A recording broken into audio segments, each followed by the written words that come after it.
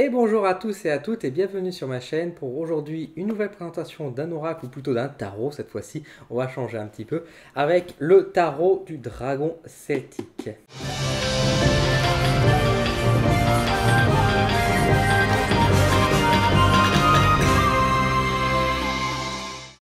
Alors je suis content de pouvoir commencer à vous présenter quelques jeux de tarot maintenant que je commence un peu mieux les manier et un peu mieux les appréhender par rapport à avant parce que les tarots demandent quand même un peu plus de pratique quand même qu'un simple jeu d'oracle à mon sens, même si encore une fois il faut écouter son instinct, hein, bien sûr même pas avec les tarots. Mais moi j'ai un peu plus de connaissances pour pouvoir en parler. Et je suis content de vous présenter ce tarot du dragon celtique parce que figurez-vous que c'est un de mes premiers tarots et moi qui suis fan des dragons je suis très content de l'avoir. Alors je vais vous présenter ce jeu, donc qui est un jeu réalisé par, alors on a Conway et Lisa Hunt. Donc bien sûr 78 cartes, hein, comme tous les autres tarots, hein, comme on retrouve. Alors la boîte d'éditeur, j'ai un peu du mal à cerner. Je crois que ça s'appelle A.G. Muller. C'est tarotworld.com, en tout cas c'est ce qui est référencé. Alors déjà la boîte elle me fait beaucoup rire parce que j'ai l'impression de tenir une VHS. Je ne sais pas si vous voyez, regardez-moi ça, on dirait une boîte VHS, ça me fait beaucoup rire. En tout cas, bon, au moins c'est bien protégé, c'est original, ça on peut pas le reprocher ça. Donc dedans on retrouve bien sûr les 78 cartes ainsi qu'un livret. Donc regardez, hop là comment ça s'ouvre, hein, comme une boîte, hein, tout bêtement. Hop, il n'y a pas de pochette, des choses comme ça, mais ça c'est pas bien grave. Au niveau du prix, alors je n'ai pas le prix non plus qui est marqué sur la boîte. Alors du coup, pas de prix sur la boîte, ça veut dire que chacun fait un peu à sa sauce. Alors on peut le trouver entre, je vais dire 26 euros et allez, on va dire à 36 euros maximum. Moi, je me suis fait un peu arnaquer parce que le prix que je l'ai payé plus cher que ce qu'on peut trouver en ligne. Donc après, méfiez-vous, vérifiez bien en tout cas des différentes boutiques, etc. Parce que vu que la boîte n'a pas de prix marqué dessus, ce qui est assez étonnant, du coup, ça laisse libre à tous tous ceux qui tiennent des boutiques pour mettre le prix qu'ils veulent dessus, ce qui n'est pas forcément toujours très bien. On retrouve également donc un petit livret hein, qui est à l'intérieur, enfin un petit livret. C'est un beau livre, hein, on peut le dire, qui est vraiment plutôt complet et on retrouve bien sûr le jeu de cartes. Alors on va revenir sur le livre après. Je vais vous montrer un peu à quoi ressemblent les cartes. Donc on retrouve bien sûr les 78 cartes du tarot, donc avec les 22 arcanes majeures et également les 56 cartes d'arcanes mineures. L'avantage, et là je vais vous montrer tout de suite, c'est que ce jeu de tarot par rapport à d'autres jeux de tarot, hop, voilà, c'est bien à l'endroit, parce que j'ai un peu de mal à voir de mon côté, hop, voilà. Par rapport à ce jeu, c'est comme vous pouvez le voir, c'est que les cartes mineures, elles sont également illustrées. Donc c'est un peu style Rider White. Alors ça ne reprend pas tout à fait le Rider White classique, mais ça je vais y revenir juste après. Hop, donc je vais vous montrer à quoi ressemblent les cartes. Donc, vous voyez, donc toujours avec la thématique bien sûr des dragons, dans une ambiance médiévale druidique finalement. Donc c'est assez joli, c'est un thème qui me parle beaucoup. Je trouve les illustrations très jolies, plutôt douces.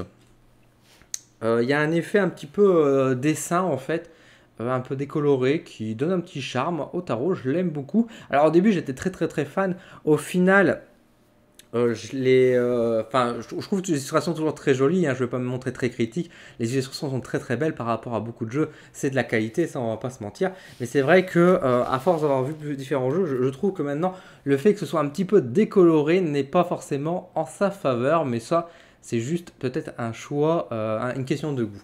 Alors, on voit à quoi ressemblent les cartes. Alors, au niveau du dos, je vais vous montrer à quoi ressemble le dos. Donc, c'est un dos qui est assez propre, assez lisse. Hein, donc, gris avec un symbole de dragon au milieu. Donc, je trouve très bien. Qui peut se lire dans les deux sens. Donc, ça, c'est très pratique aussi. Le seul hic que je pourrais te reprocher à ce dos, c'est que, je ne sais pas si vous voyez bien, mais là, sur le côté, vous pouvez voir, il y a un petit texte qui rappelle en fait là où ça a été imprimé, puis l'éditeur. Je trouve ça vraiment pas terrible, ça gâche un petit peu le dos de la carte. Maintenant, c'est un petit détail. Hop, je vais vous montrer une autre carte.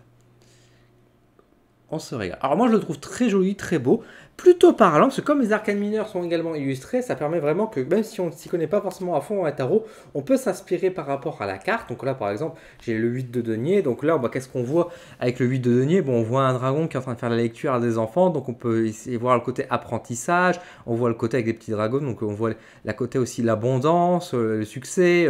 Enfin voilà, on peut penser à ça, ce qui peut représenter déjà quelques idées pour nous aider sur la voie de l'apprentissage du tarot. Maintenant, attention, il y a un petit piège dans ce tarot.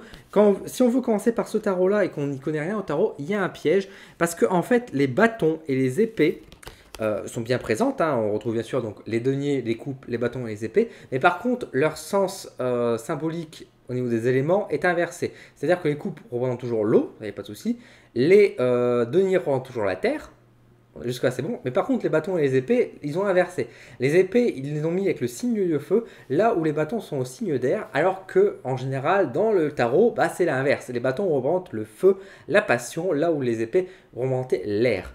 Et c'est vrai que, moi, étant donné que c'était mon premier tarot, bah, je me suis fait avoir, entre guillemets, par rapport à ça, parce que j'ai appris dans ce sens-là, alors que, pourtant, quand on réutilise notre tarot, bah, on peut se retrouver un peu coincé, avoir un mélange entre le feu et l'air, alors que pourtant, le feu rend bien la passion, la création, là où l'air va être beaucoup plus vif et beaucoup plus tranchant aussi, beaucoup plus vivace, on va dire.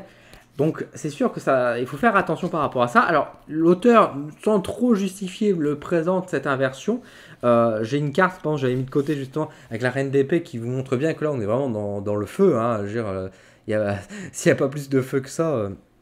Ben voilà, hein, c'est vraiment ce côté-là qui rend le feu. Alors que normalement les épées représentent l'air. Du coup, c'est sûr que autant dans ce tarot-là, on a une justification par rapport au feu, hein, par rapport à ça, et ça se tient en soi par rapport à l'image qu'on peut avoir. Mais c'est vrai que par rapport aux autres tarots, ça peut être déroutant. Et ça, c'est un peu dommage parce qu'un tarot, je veux dire, quand on a un seul tarot comme celui-ci, qu'on s'en sert tout le temps, bon, on le sait, on s'y prépare, mais quelqu'un qui manie beaucoup de jeux, beaucoup de tarots, ben forcément, ce tarot-là, il peut se retrouver coincé parce que l'interprétation qu'il peut avoir en se disant le bâton c'est le feu et là il doit faire l'inverse à chaque fois, ça peut le dérouter, ça peut le déstabiliser et du coup le repousser à l'utiliser alors que pourtant ce jeu est quand même très beau. Autre petit changement qui est précisé par l'auteur, c'est que la carte numéro 15 ici c'est les chaînes, alors que le 15 normalement si je ne me trompe pas c'est le diable. Donc ici nous avons les chaînes. Bon, bah, chaîne, diable, pour moi ça se rapproche plutôt pas mal, hein, il n'y a pas trop de soucis, mais c'est vrai que ce jeu-là, ils ont préféré mettre les chaînes plutôt que le diable. C'est un choix qui me paraît juste aussi, parce qu'on n'a pas toujours envie de montrer le diable, mais on veut montrer un peu les côtés qui retient, donc c'est pas mal.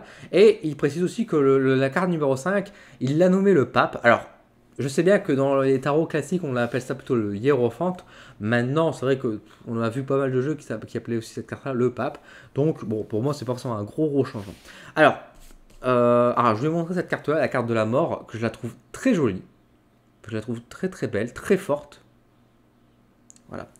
Je voulais vous montrer aussi cette carte-là. Alors, je sais pas si c'est une erreur ou quoi, mais la carte de l'empereur, la numéro 4, pardon, ils ont appelé ça, hop, l'empereur. Alors, l'empereur. Alors, je sais bien que ce jeu est belge, hein, je sais bien que ça vient de ce côté-là, de la Belgique, mais, enfin... Ami belge, est-ce que vous écrivez empereur, vous écrivez empereur, enfin, est-ce que c'était une erreur avec impératrice, je ne sais pas trop pourquoi. Bon, après, c'est un peu du détail, c'est pas très grave, mais c'est vrai que c'est. Bah, quand la première fois, on se dit c'est un peu choquant. Maintenant, bon, c'est la principale erreur, j'ai envie de dire, de ce jeu, ou entre guillemets erreur. En tout cas, c'est pas ça qui bloque, parce que la carte reste la même, ça représente toujours bien l'empereur. Et après, la grosse difficulté pour moi vient surtout du fait que c'est effectivement le signe de feu et de l'air qui ont été inversés, qui peut poser des gros pièges. Et c'est sûr que, du coup, manier ce tarot, pardon, c'est pas que c'est assez compliqué, mais encore une fois, quand on est habitué à apprendre d'une manière, on va dire, classique, c'est sûr qu'on va se retrouver, on peut être un peu bloqué. Maintenant, quand on le sait, on peut faire un peu plus attention, on peut donner une autre interprétation. De toute façon, chaque tarot a son interprétation un petit peu, sa façon d'être, hein, bien évidemment. Donc ce tarot-là ne fait pas exception, mais c'est vrai que du coup, là, il faut prêter doublement attention, parce que si on veut se référer au symbole du feu, en général, il faut faire attention de ne pas tomber dans le piège d'interpréter les bâtons en disant que c'était le feu, et que là, on est face à des épées. Même si parfois, comme on le voit par rapport ici, pour le 10 d'épée, bon, on n'a pas forcément la représentation des flammes, etc. Donc on peut encore s'y fier, on peut avoir une interprétation assez juste avec le 10 d'épée. 10 d'épée qui est aussi une carte assez forte, on voit un dragon avec du sang, c'est quand même assez fort. En tout cas, c'est ma foi un jeu qui ma foi très très beau, qui est très parlant. Je l'aime beaucoup, en plus le côté avec l'encadré comme ça, est un petit peu en fondu sur le côté, est très propre aussi. Donc franchement, c'est un beau jeu. Encore une fois, au prix un peu variable, méfiez-vous au niveau du prix surtout, mais c'est intéressant. Le livre qui accompagnait est vraiment très sympathique aussi. Alors comme d'habitude, je ne les lis pas, les livrets comme vous connaissez, parce que j'aime bien travailler directement sur les jeux sans forcément, on va dire, apprendre par cœur un livret et la vision de l'auteur. Ceci dit, c'est toujours intéressant de lire un petit peu l'auteur. On voit que c'est vraiment très complet, et au-delà du fait que c'est très complet, c'est parce qu'il interprète bien sûr les cartes. Je vais vous montrer un peu comment ça se passe. Donc là, par exemple, pour la carte de la maison Dieu, on voit qu'il montre la carte ici en haut en noir et blanc, et après on voit qu'il y a le texte qui est juste en dessous, etc., qui nous explique comment la traduction. Et puis on a aussi la signification divinatoire qui est marquée un peu plus loin. Bon.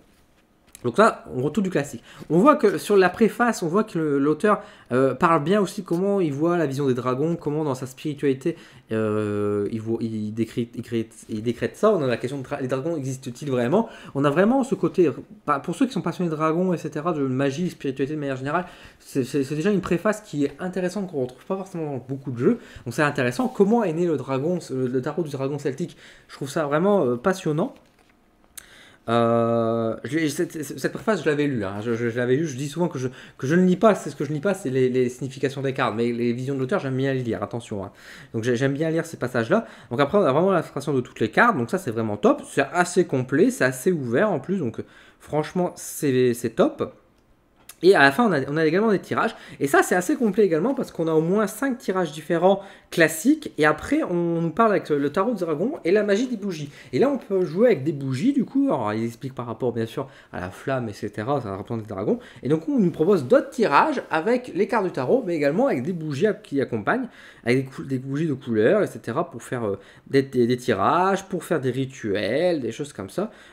C'est intéressant, c'est quelque chose qui est original. C'est quelque chose qu'on ne trouve pas ailleurs, donc c'est vraiment pas mal. Et on a même des méditations à la fin. Donc vraiment, le livre est vraiment intéressant, est vraiment complet. Alors après, chacun aime ou aime pas, mais en tout cas, ça a le mérite d'être plus complet que ce qu'on peut retrouver dans certains jeux de tarot avec juste un petit livret et qui donne juste un mot pour une interprétation d'une carte. Là, on a vraiment l'histoire tout autour de ce tarot et donc je trouve ça formidable.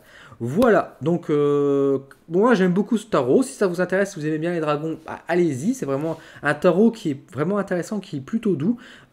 Surtout que c'est un jeu de dragons aussi qui est pas trop féminisé. Hein, c'est ce que j'avais reproché à certains jeux de dragons, j'avais retrouvé où ils mélangeaient les dragons et les fées, des choses comme ça, ce qui n'était pas forcément dans mes énergies. Là, on a l'avantage d'avoir un jeu qui est quand même assez neutre et qui permet de faire des beaux tirages. J'ai déjà manipulé pas mal ces cartes-là pour faire des tirages. Il est plutôt parlant, donc vraiment, allez-y. Si vous aimez bien cette thématique, foncez. C'est un beau tarot. Un beau tarot, une belle objet de collection et un tarot utile. Voilà, et vous pouvez même faire des petits rituels derrière. Donc c'est parfait. Voilà, que demande le peuple? Voilà, bah écoutez, j'espère en tout cas que cette vidéo vous a plu, que vous avez apprécié ce tarot. N'hésitez pas à me le dire en commentaire. Qu'est-ce que vous avez pensé de ce tarot, s'il vous plaît, si ça vous intéresse. Sur ce, moi je vous laisse. Je vous donne rendez-vous très bientôt sur ma chaîne pour de nouvelles aventures. Et sur ce, passez une bonne semaine, un bon mois, et puis à bientôt. Salut!